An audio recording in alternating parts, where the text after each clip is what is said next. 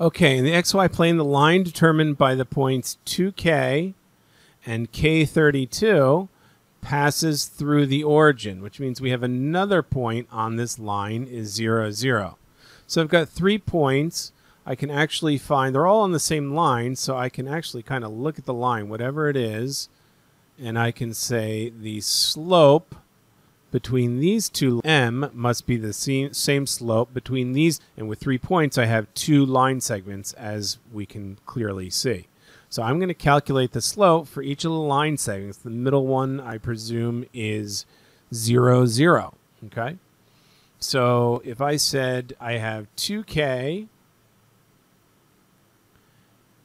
and 0, 0, then my slope would be k minus 0, that's the change in y, y2 minus y1, divided by 2 minus 0, which is simply k over 2.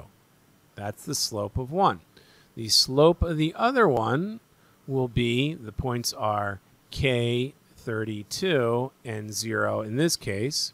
So if I did 32 minus 0, y2 minus y1, over k minus 0, which is x2 minus x1, I would get 32 over k for the second slope. But we know, as we can see from the diagram here, the slopes are the same. m1 equals m2. It's the same darn line. So I can set k over 2 equal to 32 over k, and I can cross multiply and solve for k. So what do I get? Cross multiply, k squared equals 32 times 2, 64. Square root of k is plus or minus 8, but these are lengths, so I only care about a distance of 8. The correct answer for 26 is C, 8. 8 could be the value of k. 27. A rectangle was altered by increasing its length by 10%. So let's suppose I have some length and width. Now I increase my length by 10%, so that's going to be 1 plus 10%, which is 1.1 in decimal form, 1.1 L, and decreasing its width by P. So it's going to be W times 1 minus P percent, which in decimal form would be P over 100, right? So if P were 10%, that would be 1 minus 10 over 100, or 1 minus 0.1, 0.9. Okay? If these alterations decrease the area of the rectangle by 12%, so again, our area is the length times the width. In this case, the area is going to be 1.1 length times W times 1 minus P over 100. Okay?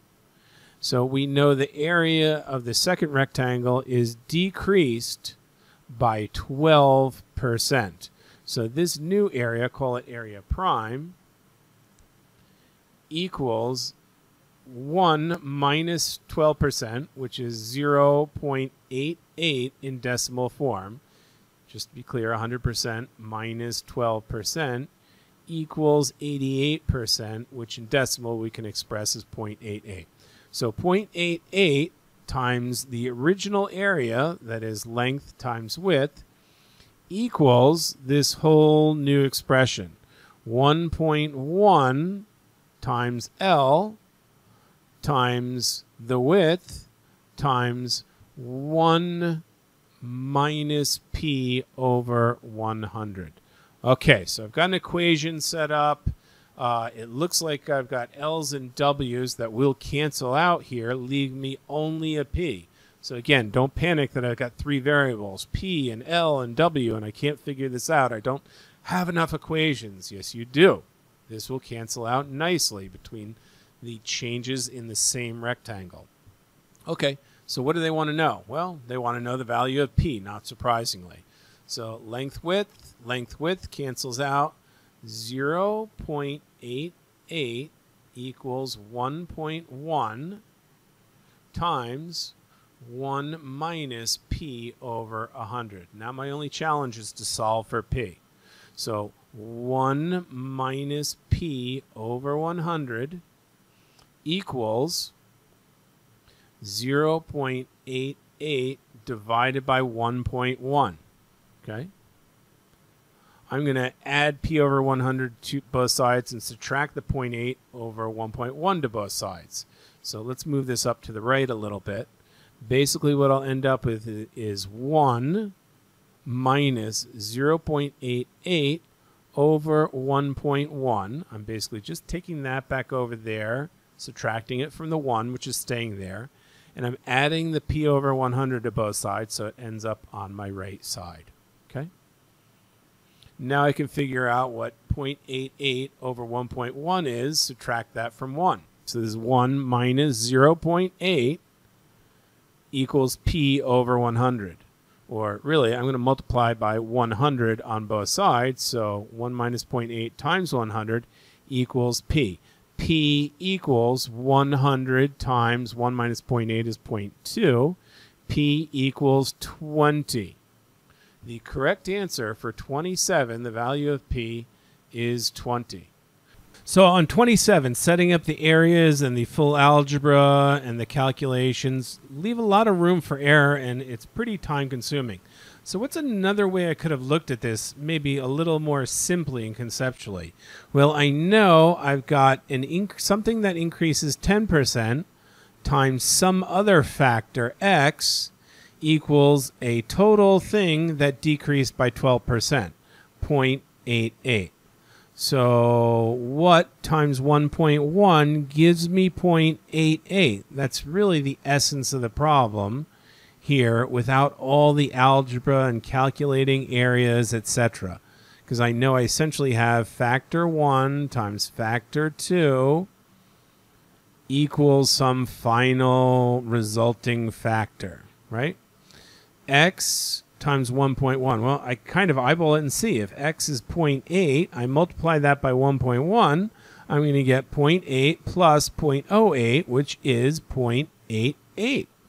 X is going to be 0.8, which essentially is a factor that indicates or corresponds to a 20% decrease. So the correct answer for the p value, which is the percent decrease, is 20. And I can get there with just a broad overview and without all the detailed algebraic solutions. And hopefully that will get me there much faster without mistakes. So what do we have here? You've got some explanation. I can clearly see some exponential functions on a vertical scan of the answer choices. They all have 50,000, so I know whatever it is, I'm going to start, in this case, a city of 50,000. And it says the city will decrease by 10% every 20 years. So if I have a city that starts at 50,000 and decreases 10% every 20 years, what's the estimate of the population of the city t years from now? So what's the right exponential function? Well, we know exponential functions are y equals AO, the initial amount, times the multiplier to the x. X is t in this case. So I'm going to have a y versus t graph. Okay? So that must be our initial amount we know is 50,000. And our common multiplier is 10% decrease. Well, remember, the common multiplier is 1 plus or minus that percentage change per period. So 1 minus 10%, or 1 minus 0.1, gives us a common multiplier of 0.9. Again, that common multiplier is 100% minus the 10% decrease, which equals 90%, which is 0.9 in decimal. Now, what exponent do I raise this to? Do I raise it to the t? No, t is just a year, a single year. We know this 10% change occurs over 20 years. So I need, after t equals 20, for this exponent to be 1. The only way that's going to be is if I have t divided by 20. So when t equals 20, that exponent becomes 20 over 20, which is 1, which works. Then I have 50,000 times 0.9, or a 10% decline from that, 45,000 at the end of 20 years. This is the correct exponential function. That corresponds to, it looks like D is the correct answer. 50,000 times 0.9 to the t over 20. It's definitely not 0.1. Remember, your common multiplier is not the percentage increase or decrease by itself. It's always that added to 1, the original. 0.9 is the correct common multiplier for C, but it's not 20 times t. That means after 20 years, if I have 20 times 20, my exponent would be 40. This answer would be pretty close to 0 at that point. That is not the right answer. D is the correct answer for 28.